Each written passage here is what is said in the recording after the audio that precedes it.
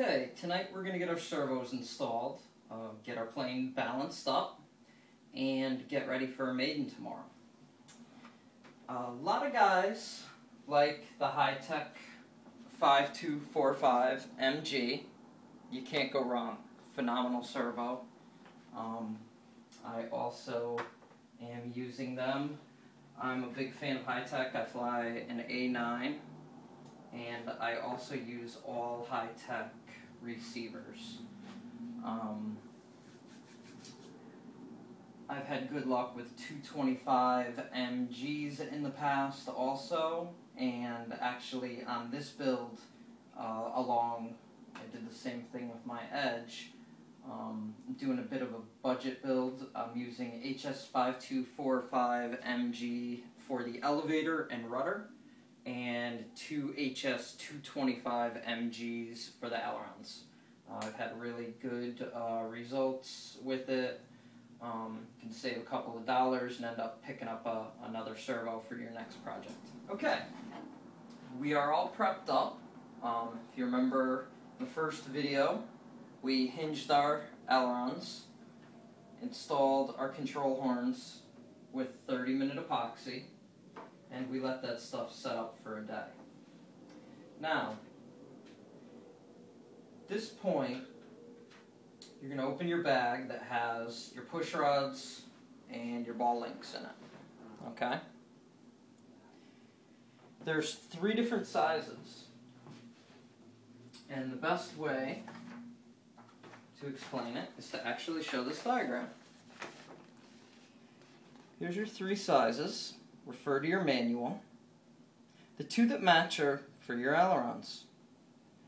The next longest one is for your rudder, and the longest push rod is for your elevator. Okay?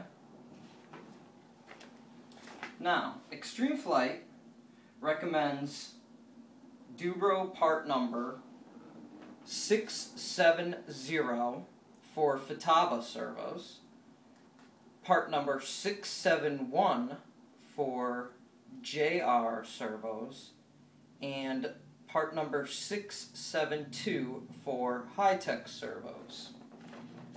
And those are Dubro's Super Strength long arms, as you can see them in the picture.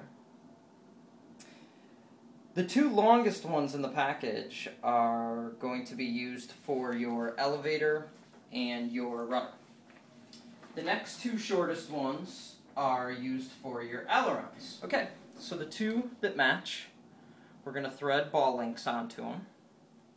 Okay, and we're going to want these. I like to keep an eye on the threaded area from here to here. And while you're tightening them, you want to make sure that one isn't going in all the way and the other one only went a few turns. If you start to get a scenario like that, where one side goes in farther than the other, I have this little vise I use. I'm sure you can use a pair of pliers to hold it. I've done that in the past. Or if you have a vise like this, you can lock it in the vise and make sure to turn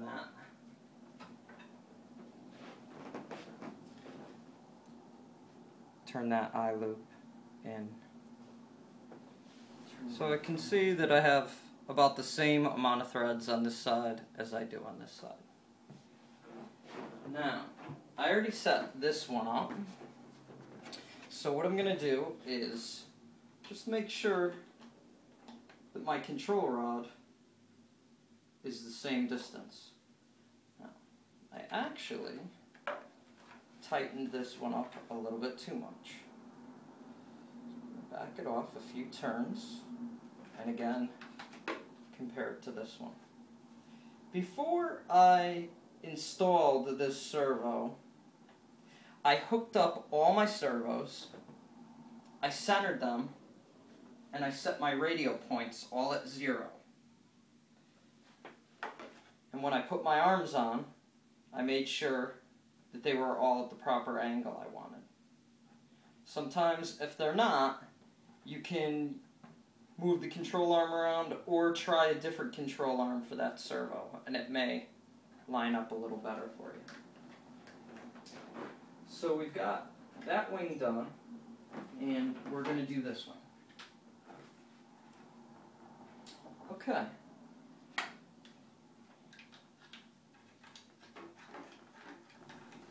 You're going to want to snake your extension down through the wing panel.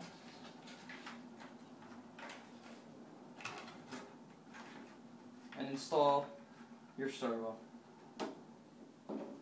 You can see, according to my other one, the proper way to install it is with the spline the farthest point away from the control horn. Okay. Now, we're going to drill pilot holes. So what I like to do, I'm going to do this on the bench.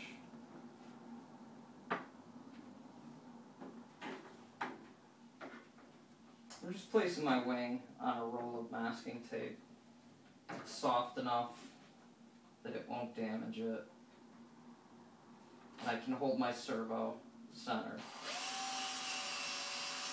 Now, really important, when you do this, don't press real hard because you'll go right through the wing. So just let the drill do the work. And even if it takes a little time,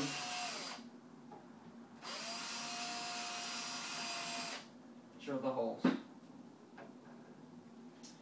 Now, we're going to take our self-tapping screws that come with the servos. You'll have 4 of them.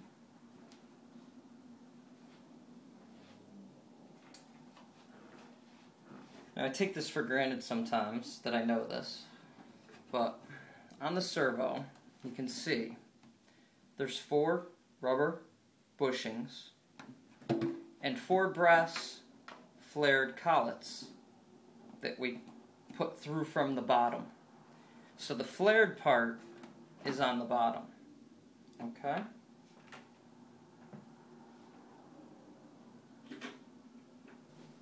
That's a 1/16 of an inch pilot hole I'm drilling, and it works out perfect as long as you previously put a drop of thin CA on the servo tray when you were prepping the wing. We went over that in video 1. These rubbers get a little out of shape when you tighten them down, so I like to go a little over tight and then back up a quarter of a turn, and the rubber will straighten out. Just tighten them a little too much and back off. You'll have a nice fit there on those rubber servo bushings. Now, my control arm that I'm using, I've already fit it. As long as I don't move the spline, it should go right where I want it.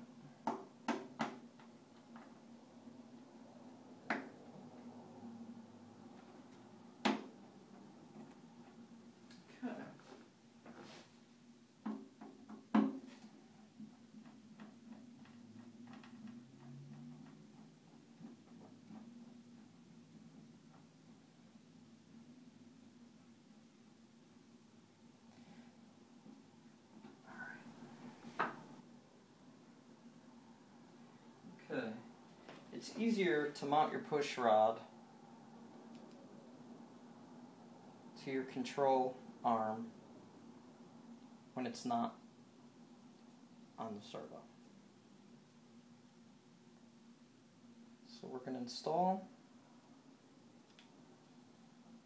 the control horn. Make sure not to over tighten that. With a good screwdriver like this, you can break these screws. This is a Matco screwdriver, and it's got a really precise tip on it.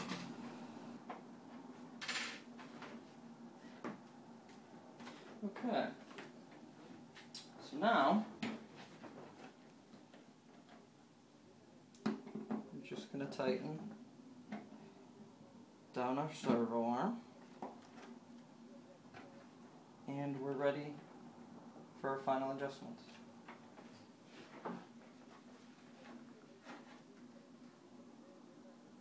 Everything looks good here.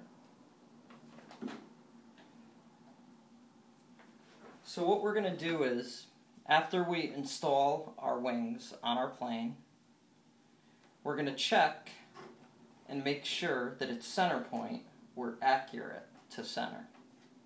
If at that point we have a high aileron or a low aileron, it's just gapped too much, what we can do is, if the servo arm looks like it's lined up in the center, we'll just loosen up one of these and run the turnbuckle outward in a little bit and make for a mechanical alignment.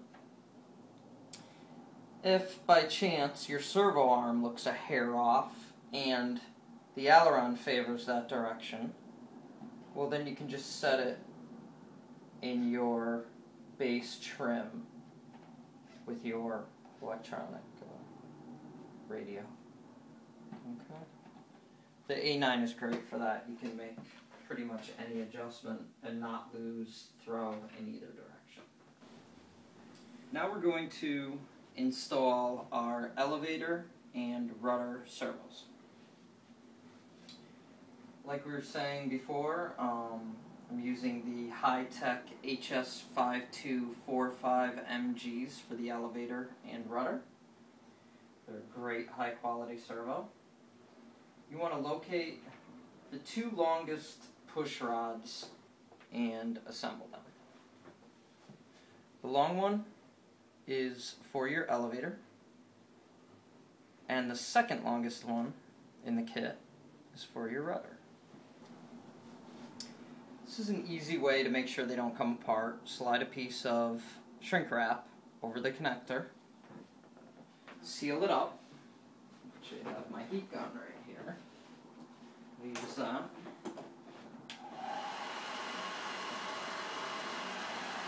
Make sure when you do this, you keep moving. The goal is to flash heat the shrink tubing, but not melt your wires. It's definitely a happy medium. Okay. While that's hot,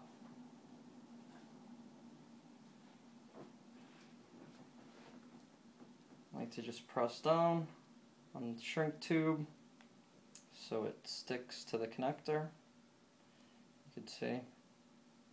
And after we get this inside the fuselage, I'll take a piece of double-sided tape, put it on this spot here, and stick it to the inside of the fuselage so it doesn't jump around. As you can see, with those brass inserts installed from the bottom, you can install your self-tapping screw through the top, and the built-in washer will hold the whole thing together.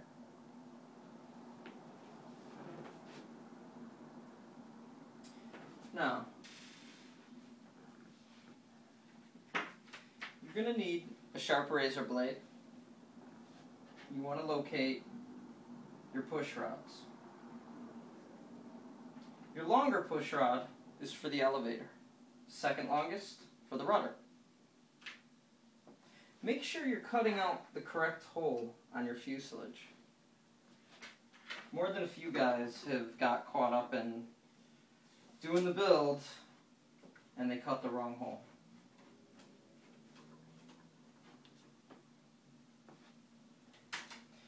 So with our elevator servo on this side and our push rod being that long, it would make sense with our spline towards the front. I can see a very light silhouette of a hole right here, which is just in front of our horizontal stab. Okay?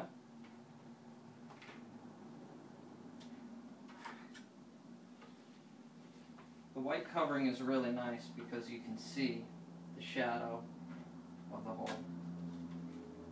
I'm going to remove the covering.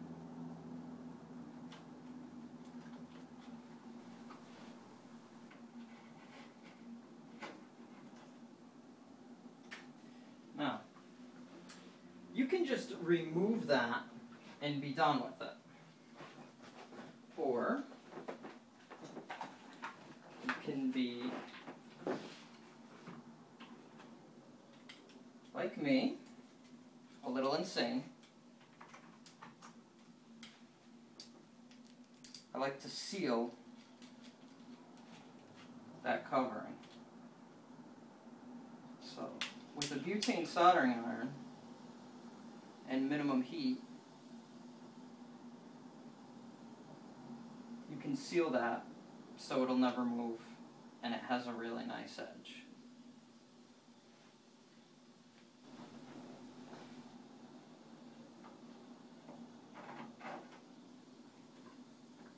That makes for a nice sealed opening. The covering is not going to peel back. It has very clean edges. It's just a nice way to do it. Oh. While we have our iron out, we should cut the cooling hole in the bottom of the fuselage. Now, if you look, there's an air baffle right here. That deflects the air out of the fuselage. But in order for that to work, we have to open up this area here. It seems like a big area, but you want that much cooling.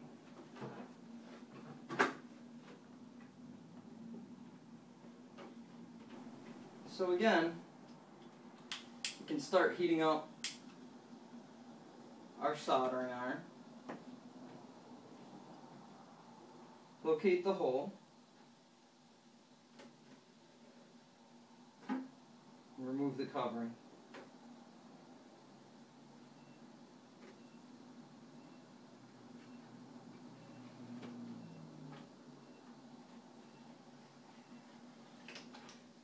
Now the fresh razor blade in itself made for a nice clean hole.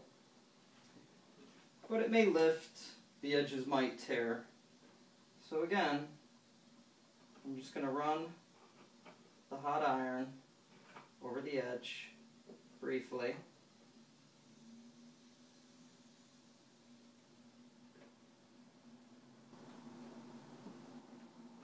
That's it.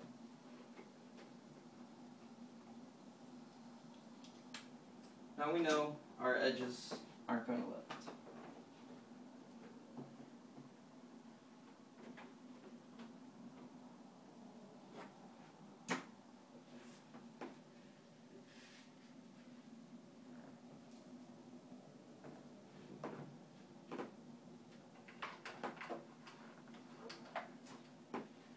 You might want to stand your fuselage on end to route the servo wire through. It's going to make things a lot easier.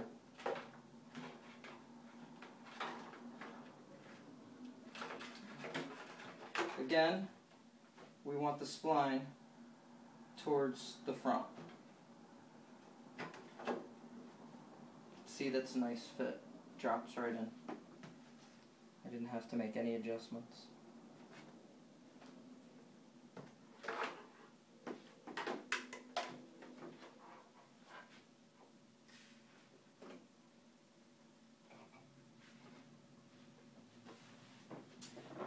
Again, we are going to use our drill,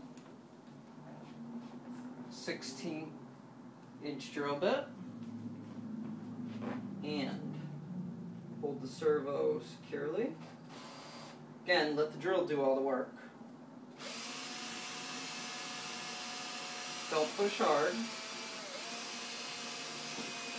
or you might damage something.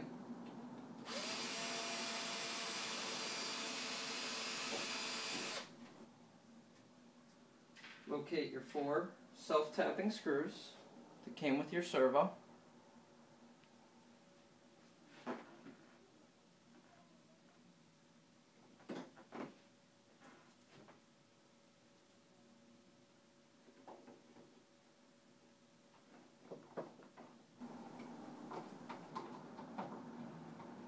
Like we talked about with the ailerons, sometimes you'll tighten these down. These rubbers will cock sideways. I just like to tighten them a little extra and back them off, and the rubber will relax. Make sure not to strip the wood, so don't over tighten them.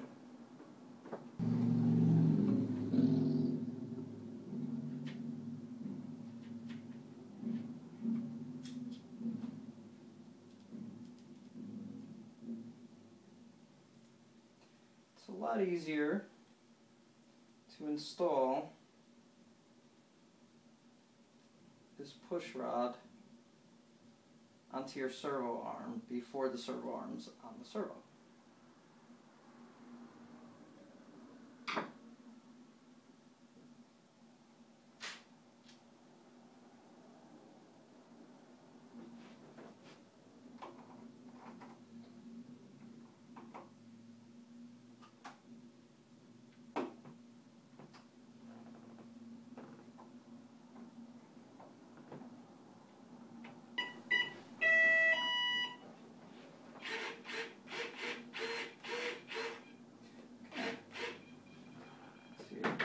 Servo works okay.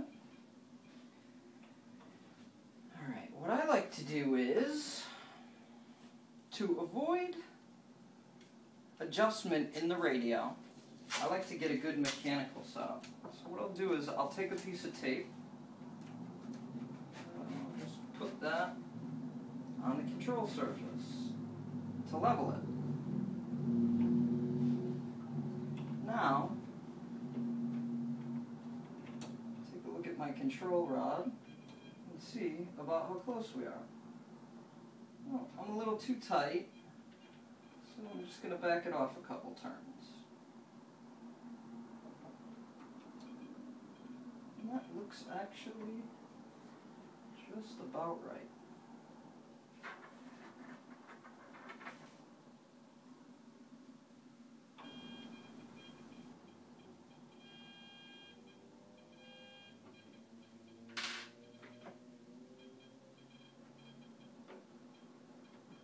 Make sure you don't have any binding. Remove the tape before you test it.